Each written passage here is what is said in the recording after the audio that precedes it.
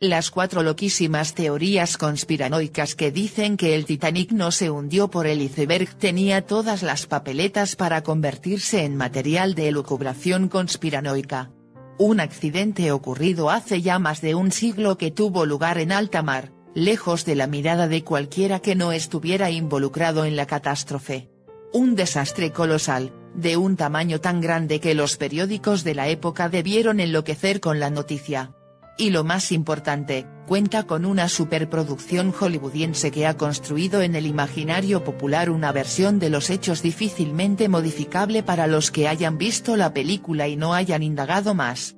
El RMS Titanic ha sido tema recurrente de teorías de la conspiración, pero los últimos tiempos esta idea ha aumentado.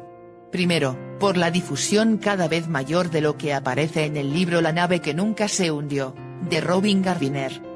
Y segundo, por un reciente documental emitido en la televisión británica que revisaba la validez del hundimiento por choque con iceberg. Vamos a ver qué es lo que los escépticos de las versiones oficiales dicen sobre lo que de verdad ocurrió en el Titanic. 1. Un asesinato encubierto. Una de las teorías más comentadas es que el Titanic no vivió un accidente, sino un siniestro preparado. A J.P. Morgan se le conocía como el Napoleón de Wall Street. Era un empresario y banquero millonario que daría nombre al banco que conocemos hoy día por la misma nomenclatura. Y también era el propietario del Titanic y otros transatlánticos. Entre otros tripulantes había 3 hombres importantes que iban a luchar contra la creación de la Reserva del Banco Federal de Estados Unidos, un organismo en el que Morgan tenía puestos muchos intereses. Este podría haber sido el móvil del hundimiento premeditado del barco. Como sabríamos por la prensa de la época a los días del accidente, Morgan había declarado que viajaría en el Titanic en su fatídico viaje, pero el día antes de zarpar alegó estar enfermo y no poder montarse en el barco. Sea cual fuere su enfermedad, debió de pasársele rápido, pues a los 3 días de la partida del Titanic, cuando llegaron las noticias del hundimiento, se le encontró en un resort francés junto a su querida. A estos indicios se le suma otro: varios de los aristócratas del entorno de Morgan que tenían pasajes gratuitos para viajar en el Titanic cancelaron su viaje pocos días antes de que zarpase el navío. De hecho, entre los pasajeros de primera clase se vieron muchísimas anulaciones de último minuto. Si Morgan hubiese planeado meter a esos 3 opositores del proyecto gubernamental en el barco para luego matarles, estaríamos hablando de unos de los hombres más sanguinarios de la historia. En vez de mandar a sicarios para terminar con ellos en tierra firme, provocó un accidente que acabó con la vida de más de 1.500 personas. 2. Porque permanecieron cerradas las puertas estancas. Nuestra siguiente teoría involucra las puertas estancas de Titanic.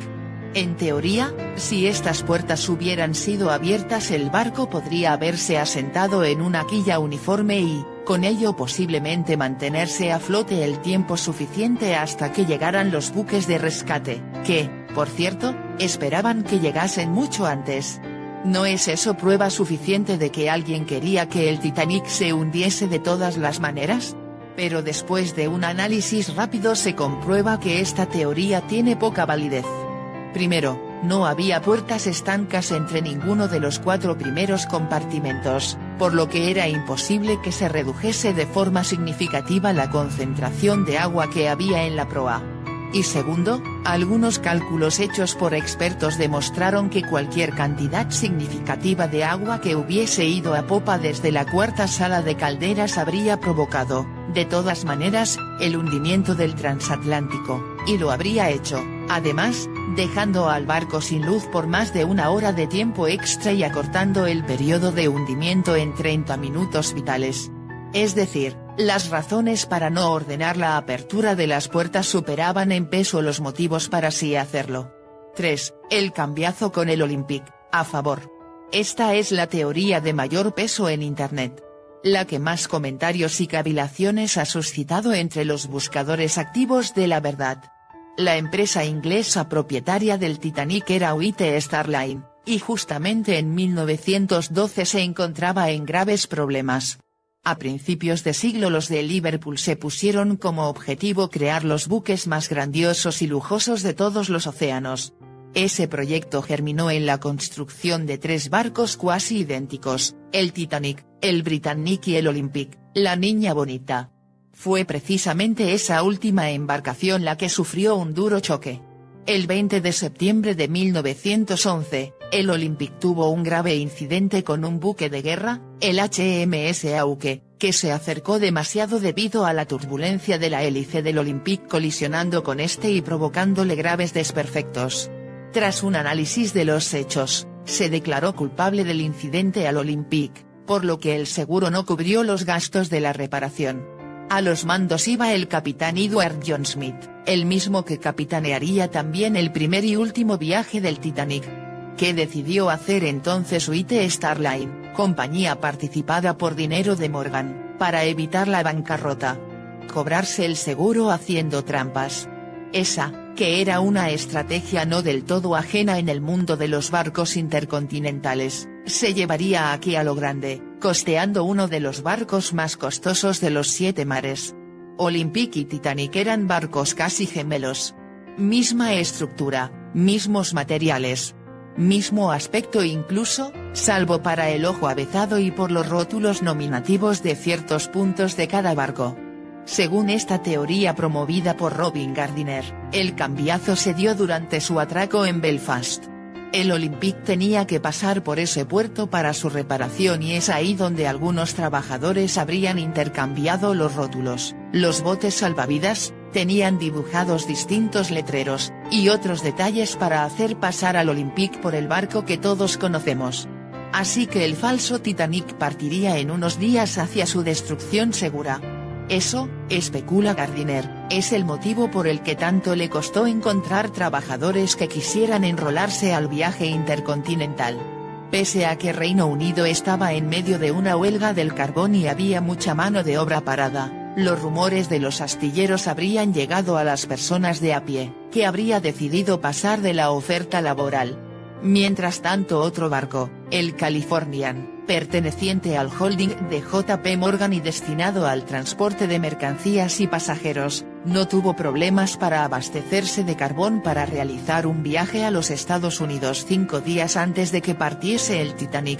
Aunque ese barco podría haber llevado a cientos de pasajeros, el navío partió dirección a Norteamérica sin pasajeros, con un cargamento casi exclusivo de mantas y de jerseys y herramientas varias.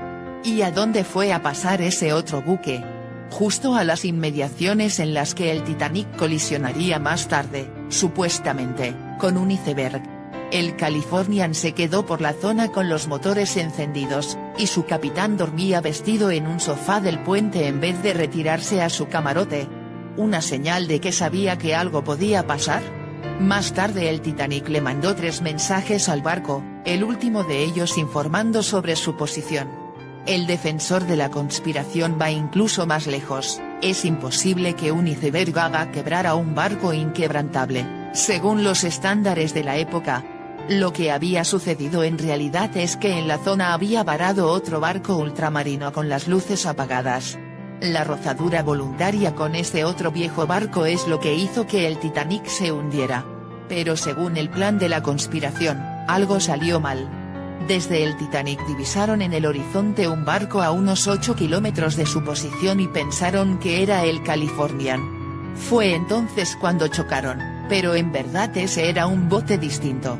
El otro barco de Morgan estaba mucho más lejos, a 20 kilómetros, esperando sin éxito que apareciese el Titanic. Como el barco de rescate tardó más de lo previsto en llegar, empezó a entrar el pánico. No iban a subir a un nuevo bote pronto, y las posibilidades de muerte por ahogamiento o congelación se convirtieron en una realidad. De pensar que podrían morir unas pocas personas a que más de 2/3 de los pasajeros parecieran en el accidente. ¿Quieres más detalles? Algunos pasajeros afirmaron que, de los botes salvavidas, algunos de ellos llevaban inscrito Olympic. Y años después, cuando se pudo ver el transatlántico sumergido por equipos de exploración, las cámaras captaron alguna de las letras fijadas a su casco, dejando ver lo que había detrás. En este caso una M y una P. MP de Titanic. O MP de Olympic. El cambiazo con el Olympic, en contra. Las contrarréplicas a esta extendida teoría merecen un capítulo aparte. La primera y más importante, es que el Titanic y el Olympic no eran exactamente idénticos. Fíjate en los elementos de la siguiente imagen. En la zona marcada con una línea roja del Titanic podemos ver el mirador de primera clase que en el barco hundido estaba cubierto con paneles de cristal retráctil. En el Olympic esto estaba descubierto. La distribución de las ventanas de los camarotes, la zona verde, se distribuía de forma distinta en ambos buques. En la zona azul, para el Olympic tenemos la cubierta B, mientras que para la construcción del Titanic esa zona se eliminó para construir el restaurante de primera clase. En amarillo, las ventanas. En un barco eran redondas y en el otro rectangulares. Todos estos cambios tendrían que haber sido realizados en ambos barcos en un breve espacio de tiempo y sin que nadie sospechase nada ni viese nada extraño ni entonces ni después del exhaustivo trabajo de análisis de las aseguradoras, que en la época acabaron pagando $5 millones por el Titanic. Una cifra totalmente astronómica y que, aún con eso, fue menor al coste de fabricar el barco, de $7.5 millones. La segunda razón, tal vez la que mejor hay que observar, es porque Morgan decidiría llevar a cabo una contienda así. ¿Para cobrarse el seguro? Un esfuerzo terrible que condujo a miles de personas a la muerte. Y además, ¿de qué le sirve a tu empresa cobrar el seguro por la destrucción de un segundo barco, perfectamente nuevo, en un breve periodo de tiempo? ¿Cuál fue la reputación de la empresa después de matar, indirectamente, a tantísimas personas? Tras la reparación, el Olympia siguió circulando por más de 20 años así como otros de los barcos de la compañía. Pero estamos convencidos de que nadie que se montara en alguno de aquellos barcos no pensara durante largo tiempo en lo que podría pasarle en alta mar.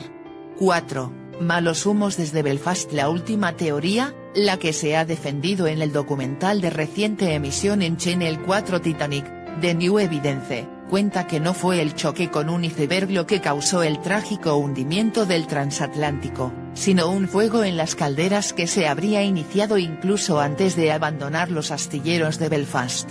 El autor y periodista Senan Moloney revelaba en el documental que unas fotos del barco recién publicadas, y que se obviaron por más de un siglo, muestran cómo ese barco insumergible ya se estaba debilitando por un incendio de carbón incluso antes de iniciar su catastrófico viaje inaugural. Un problema creciente provocado por el fallo humano que, según esta teoría, le fue silenciada a los pasajeros del buque hasta que fue demasiado tarde.